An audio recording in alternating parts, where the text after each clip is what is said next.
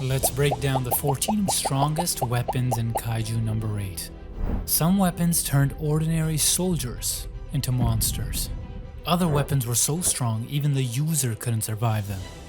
At 14 we've got Hoshina's dual-wielded custom-crafted anime protagonist core swords. These things were tailor-made to look cool, slice fast, and sell posters. But when it comes to actually killing kaiju, they might be worse than the standard issue junk they hand to rookies. Compared to the other weapons with energy triggers and shockwaves, they're basically like cosplay props.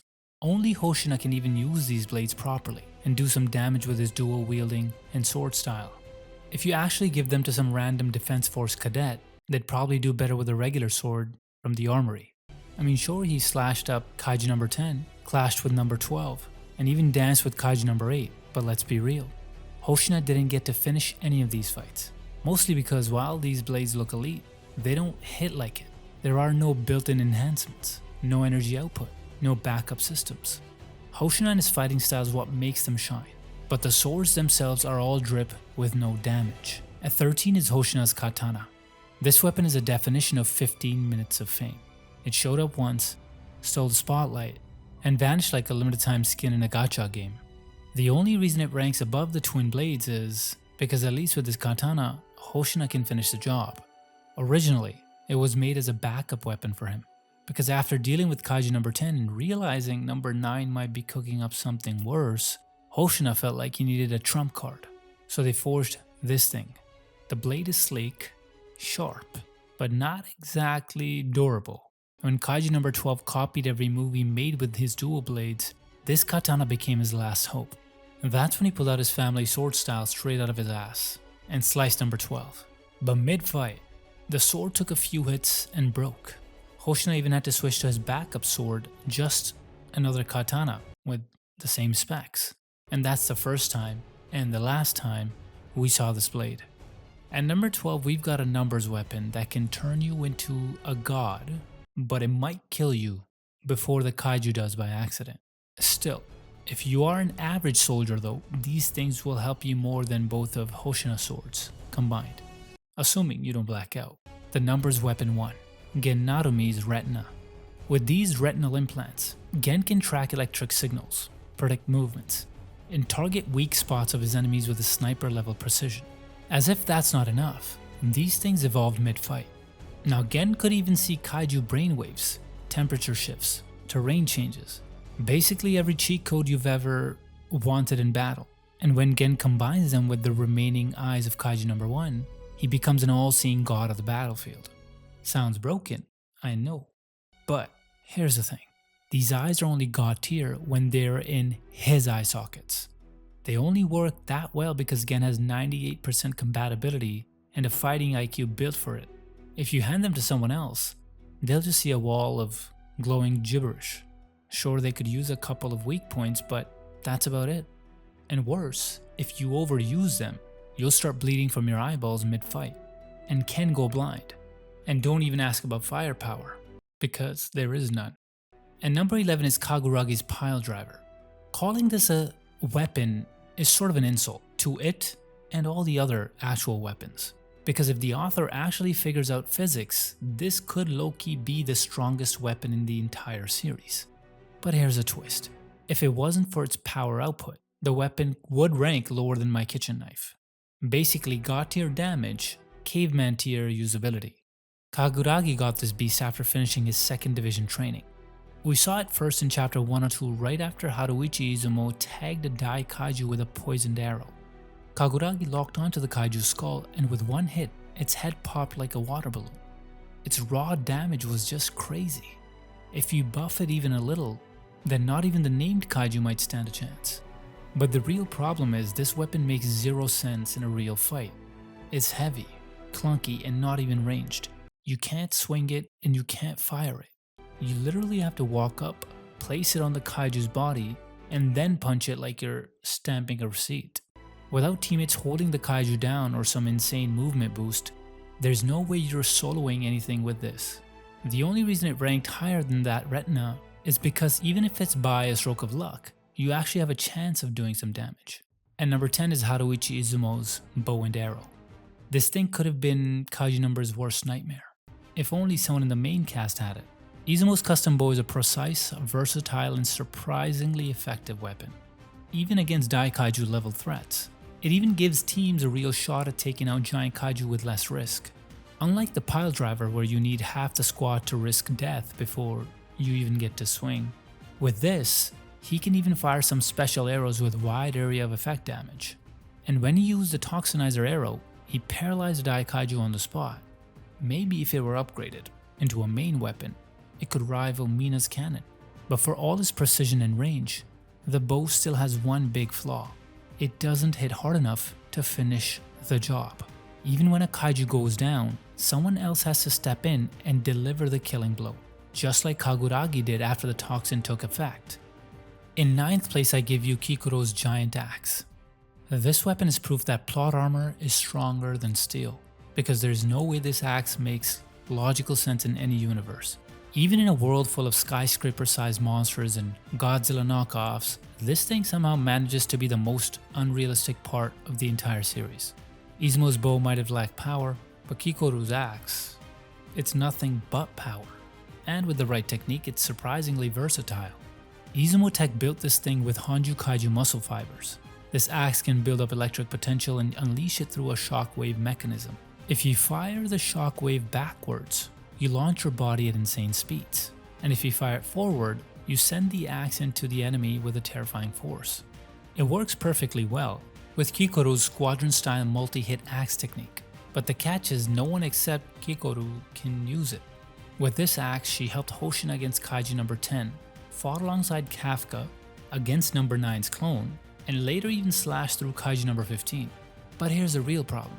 This thing should have technically shattered her spine. I mean, she's wearing a combat suit, sure, but she's barely on the ground, while swinging a building-sized weapon with added shockwave recoil. At 8th place is Iharu's shotgun. This weapon is the definition of a hero moment by script, because Iharu's combat rating flips like a coin, and yet somehow he solos a Dai-Kaiju.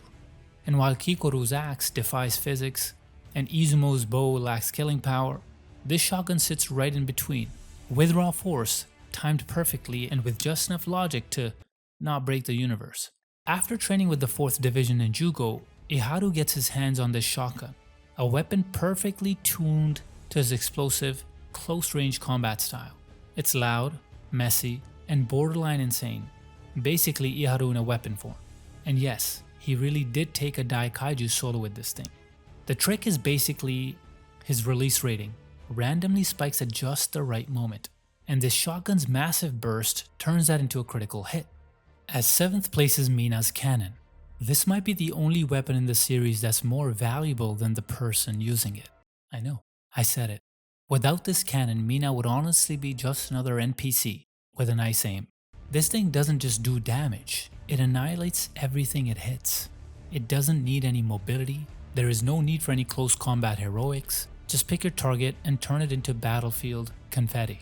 And that's exactly what Mina does throughout the series, taking down Honju, Dai-Kaiju, and even putting up a fight against numbered weapons. If Iharu's shotgun is a chaotic clutch weapon, Mina's cannon is a long-range extinction event. It's so powerful she needs a literal white tiger just to brace for the recoil. But the moment she loses it, game over. We saw what happened when Kaiju number 9 took her cannon. Mina went from top tier to sitting duck in 5 seconds. Coming in at 6th place is another captain's custom weapon, Gen's bayonet rifle. And without Gen wielding it, this thing's just a heavy hunk of refined metal. While Mina's cannon is built for long-range destruction, Gen's bayonet rifle is all about versatility. It's a massive blade fused with a rifle, so you can slice a kaiju up close or blast it from a distance. The blade isn't just sharp, it sears as it cuts, making regeneration nearly impossible. Even Kaiju number 9 couldn't recover from a clean hit. When you pair it with Gen's absurd mastery at both long and short range, this rifle is basically a seamless extension of his fighting style. But give it to anyone else and it's just an awkward, over-engineered chunk of metal with an identity crisis. Compared to Mina's cannon, it doesn't have the same raw destructive force. But in Gen's hands, This weapon turns kaiju hunting into performance art. And number 5 is, it's a bird, it's a plane, oh, it's Number's weapon 4, and Kikuru wearing it. This weapon is the definition of style over substance. It looks incredible, it moves like a dream, but in raw power, it's basically just a regular power suit with these Wi-Fi wings. This was first used by Kikoru's mother, and now it's synced to Kikuru. This was originally a winged kaiju, and all that aerial dominance is now transferred to the suit. It also has those round repulsors on her back that give her enough thrust to take flight, dodge, flank, and blitz enemies from impossible angles. Watching Kikuru in this thing is like watching a fighter jet pilot while doing martial arts. It's flashy, fast, and completely overwhelming, as long as the kaiju doesn't survive the first hit. We see her do this repeatedly against the Gamma clone, against Kaiju number 15, and even the final battle against Berserk number 9. Because here's the harsh truth about this weapon. Speed is all it really has. If the target's tanky, all the acrobatics won't do much. It doesn't hit hard enough to stand on its own. Because while Gen's bayonet rifle is a raw technique and power blended into one, this suit trades all that for speed and style. Still, without those special retinas, even Gen with his bayonet rifle will have quite a bit of trouble hitting someone wearing this suit. And number 4 is Anti-Giant class Kaiju Cannon. Even with all the destructive power this weapon has, the only thing it ever really did was boost Mina's cool factor. It wasn't always useful at some points, I'll explain why. Like if you think about it, Kikuru does more damage than Mina did. Now, the truth is, in pure range and firepower, this might be the most lethal weapon in the entire series. Back in chapter 75, Mina sniped a kaiju from 20 kilometers out. Like bro, the girl basically had a remote job. So when this cannon made a comeback in the final arc, I was expecting another legendary snipe. Instead, it fired a couple of times, stalled number 9 for a few seconds, then overheated like a cheap gaming laptop. I guess the cannon mostly existed to complete the power of friendship combo move. And number 3 are a pair of gauntlets. Number's Weapon 2. This weapon is so busted, the author gave it the Minato treatment. Make it insanely strong, then find every excuse to keep it away from the main cast. While the Anti-Giant Cannon overheats and relies on positioning, these gauntlets turn your body into the weapon, and the only limit is your stamina. This weapon was exclusive to Isao Shinomiya, the Director General of the Defense Force, because these gauntlets were forged from Kaiju number 2, the Dai Kaiju that leveled an entire city back in 1972, and only Isao has enough brass and the balls to handle this weapon. Anyone else would die before even throwing a punch. It's not even about compatibility, Isao is just built different. Isao showed how broken they are when he shattered Kafka's kaiju form with nothing but fists. Each punch he threw felt like a natural disaster. They fire off shockwaves, electromagnetic blasts, and long-range sonic strikes that tear up everything in the area. The suit even includes a built-in energy shield for defense. It also makes sense why number 9 had cravings for this weapon like he was pregnant.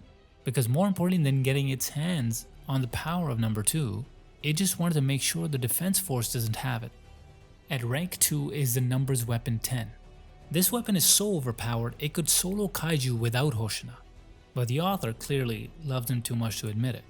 Number's Weapon 10 isn't just another biochemical upgrade, it's still alive, fully conscious, fully opinionated, and fully capable of fighting on its own terms. Unlike every other Numbers weapon, number 10 chose to become gear. Even after becoming a weapon, it still talks, thinks, strategizes, detects threats, and even moves its own tail mid-battle. It's like a literal second fighter attached to your back. Even during combat, it calls out enemy movements, boosts Hoshina's positioning, and can launch its own attacks independently without waiting for any command. That's what put this weapon above Isao's gauntlets. Those give you raw force, but this gives you a full-on ChatGPT kaiju strapped to your back. By the way, let's not pretend this bond wasn't also written for fan service. Hoshina's cool. I like him, you like him. This weapon just proves that the author loves him more. Because Hoshina's compatibility might not even matter, because the more they fought, the stronger their bond grew. But nothing says number 10 couldn't do that same thing with someone else. And number 1 is Numbers Weapon 6, the strongest weapon in the series. The only reason this series is not called Kaiju number 6 is because Reno didn't get this weapon in episode 1. If Reno had the suit from the start, he would have killed Kaiju number 8 by episode 2, clapped number 9 by episode 12, and wrapped the whole story like a burrito in one season. Before it became a numbers weapon, Kaiju number 6 was known as the king of the Kaiju. And once you see what this suit can do, it's easy to see why. Of course it has superhuman strength and durability, but its real cheat code is cryokinesis. It lets you unleash massive blasts of freezing energy, stick to walls with ice, control movement mid-air, and freeze entire kaiju hordes in seconds. And when you attach the FN 0006 extension, you get long-range ice sniping, complete precision over any point on the battlefield, okay? Close combat covers it, area control easy, ranged pressure broken. Numbers Weapon 6 has everything you need to be overpowered. It outclasses every other weapon in the series, including number 10, with just how well-rounded it is. It's so strong most users can't even survive using it. They burn out, collapse, or die from sheer exhaustion. Reno was the only one with the willpower to make it work, and even he didn't unlock its full potential until the very end of the series. Weapon 6 is definitely the strongest weapon. But what about when it was still a kaiju? So here are every strongest kaiju ranked.